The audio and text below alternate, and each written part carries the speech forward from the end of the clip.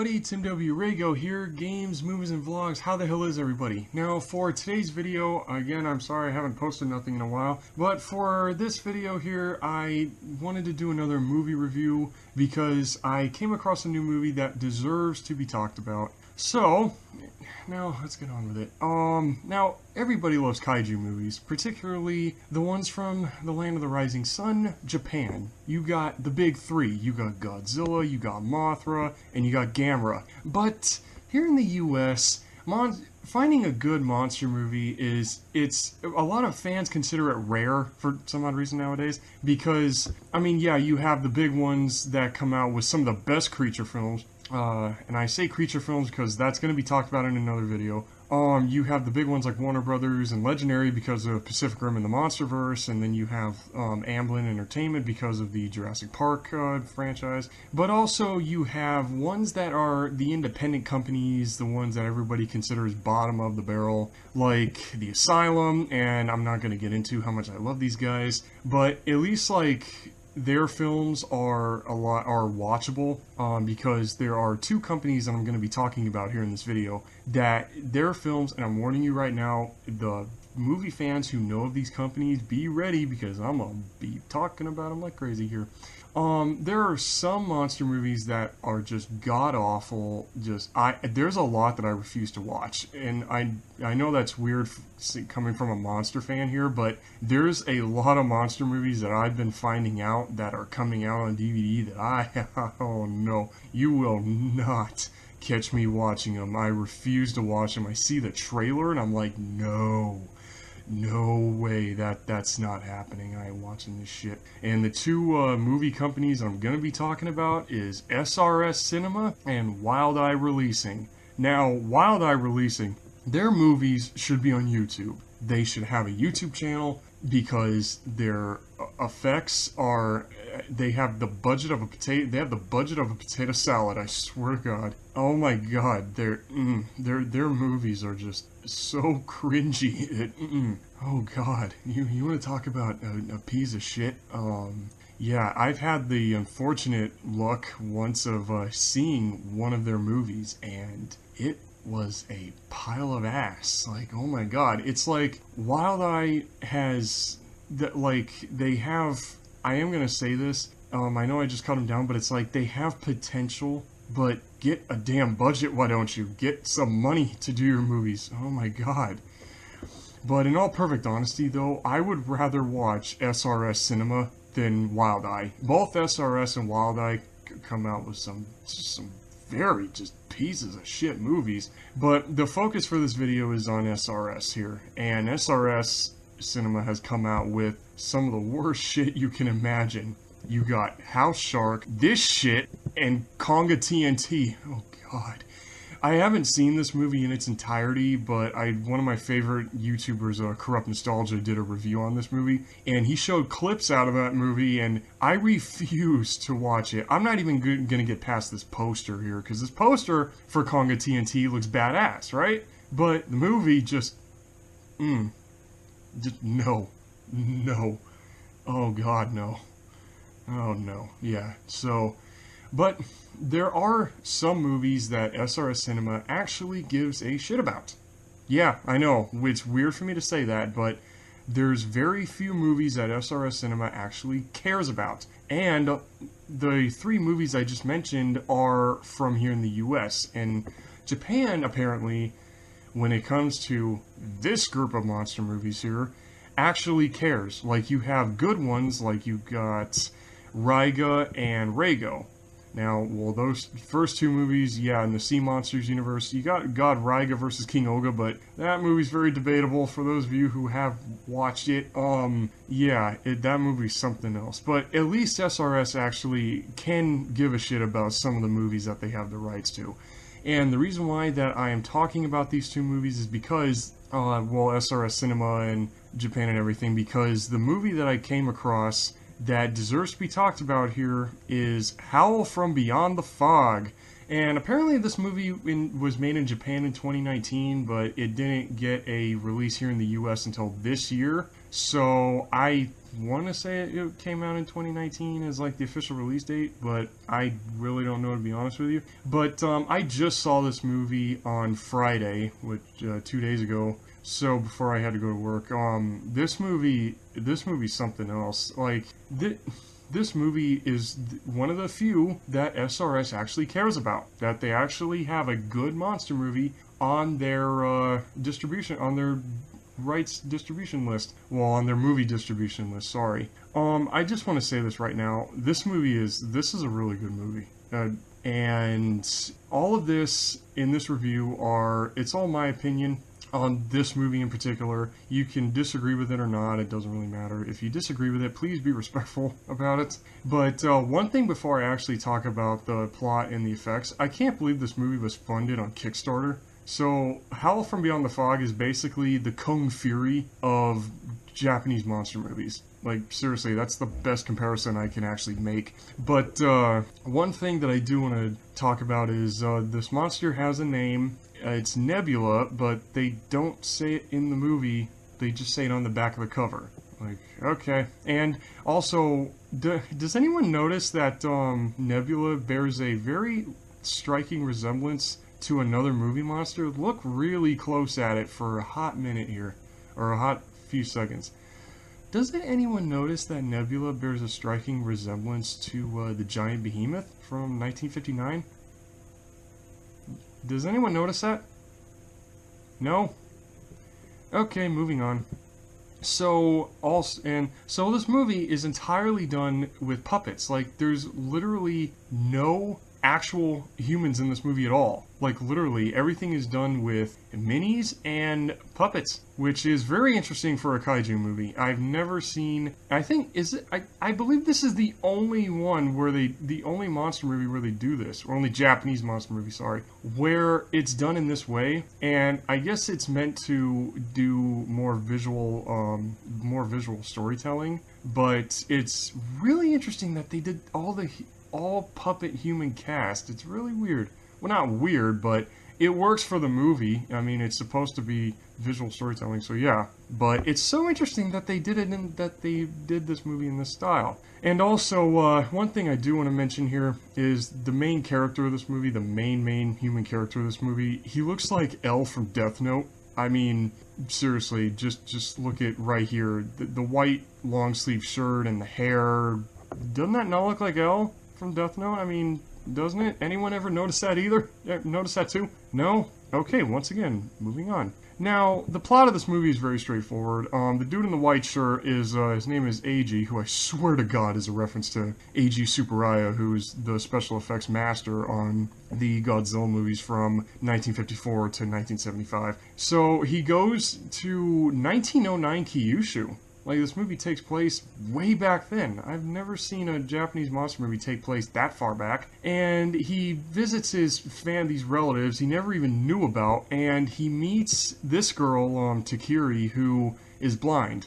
And the backstory they give her is that she wasn't born out of marriage, and I think she was either born blind or I think they said she was born blind. They don't really delve into that much on the backstory of the human characters, but they said, like, oh, she'll bring great misfortune to this house because she looks like a monster. So her aunt has locked her away in what they call the vault her entire life here, or at least her entire young life. So yeah, and at the same time, she has this weird relationship with Nebula, and it's not cartoony. It's not a very cartoony relationship like with Clifford the Big Red Dog. It's more like a relationship on, oh, they're both blind. And yes, Nebula is blind in this movie, which is very interesting. I've never seen a blind monster before, ever. But they just have this relationship of they just want to exist. They don't want to get hurt. They just want to be treated fairly. And in all honesty, I can respect that. And there's a lot of fog in this movie, hence the title. I mean, this movie takes the title way too serious. There's a lot of fog in this movie. As you can clearly see by this screenshot here, there is a lot of fog. and I'm gonna stop saying that. So yeah, and at the same time though, while AG visits her family, there's this prick, and this is a dude. I know it looks like an older woman, but no, this is a guy. Him and this group of guys, they want Takiri's aunt to sell the land to some land developers, and they don't really explain whether this guy and his group and his buddies if they are the land developers, or this guy works in the household and he wants Takiri's aunt to sell to the land developers. They don't really go into that. They don't really go into this guy's character that much, other than, you know, he's a complete asshole. So that's really all it is. It's like EG comes back to visit relatives he never knew he had, and meets his cousin, his blind cousin, and gets mixed up in this whole land dispute thing. And then at the same time, there's a giant monster from a nearby lake that's just walking around the woods. That's all there is to this movie. And what's so crazy is there's this one crazy scene where there's the prick and his group of buddies on this bridge here at night, and they try to kill the monster, but they try to kill Nebula, but I'm gonna get into that here in a second. Now, when it comes to human characters, they are very relatable, actually, despite what genre and what audience this movie caters to. It is very relatable. The human story is very touching, and you really get a feel for these characters. Like the girl, the blonde girl Takiri, she just wants to live her life, and she's been locked up because of her physical disability, and it's very sad, actually. It's a really sad story, and there's no humor at all. Not one scene in this entire movie has any humor in it. It's drama the entire time, and you really get a feel, except for these four pricks these four dumbasses on the bridge here. And again, I'll get into that in a little bit, but I know the reason why you all are watching this review is for the monster.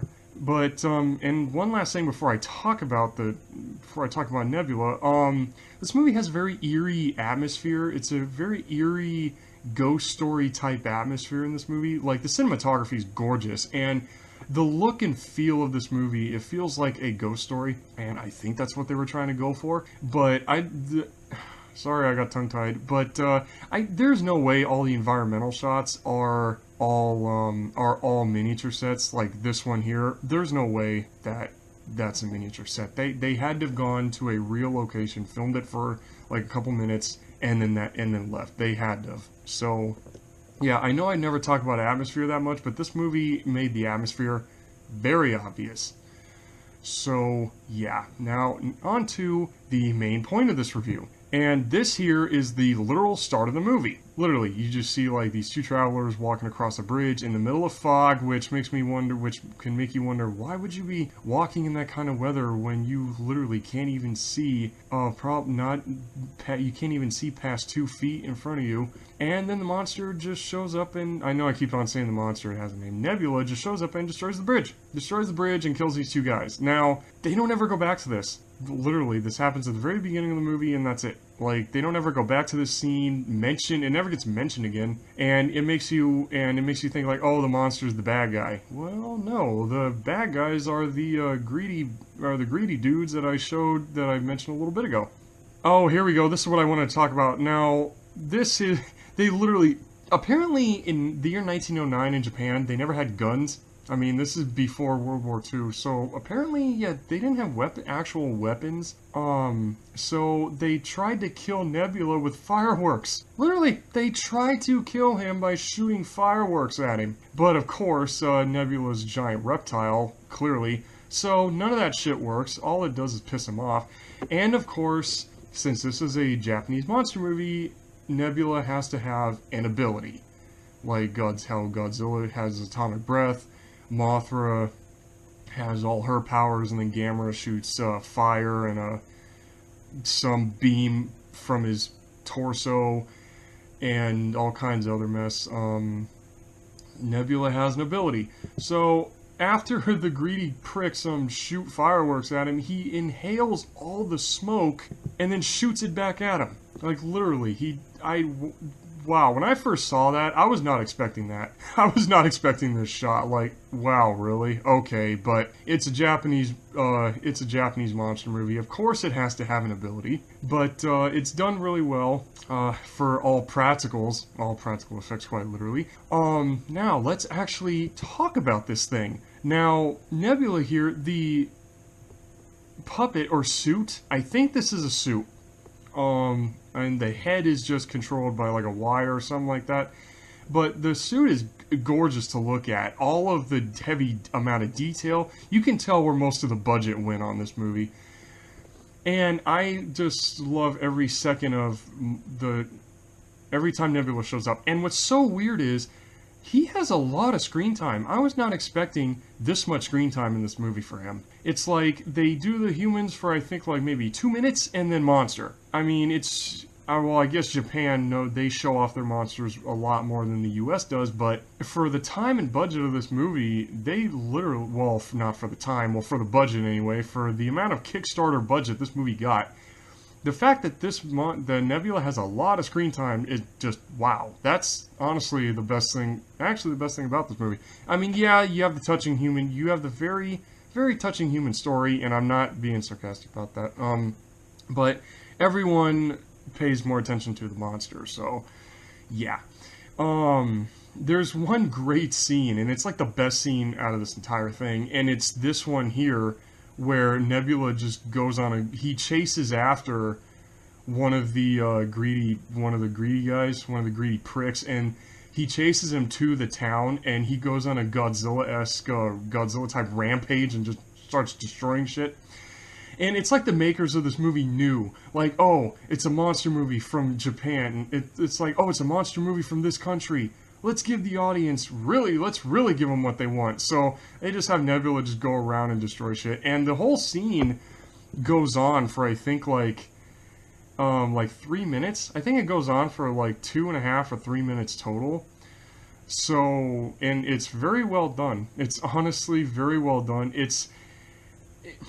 Put it this way, this movie very much has it has a 1970s Godzilla feel to it, because it's all practical effects, no CG. I think the only bits of CGI in this movie were probably with the flames that I showed in the previous screenshot. I think those were the only bits of CGI. But this movie is but from the way it looks, this movie is all practical effects, so it has a very 1970s Godzilla feel to it, which this movie pulls off greatly. And I can honestly say that Nebula ranks as one of my favorite, personally, one of my favorite Japanese movie monsters. Right up there, I would probably say I would rank it in between Godzilla and 90s Gamera, actually. No, I think Nebula falls after 90s Gamera, to be honest with you.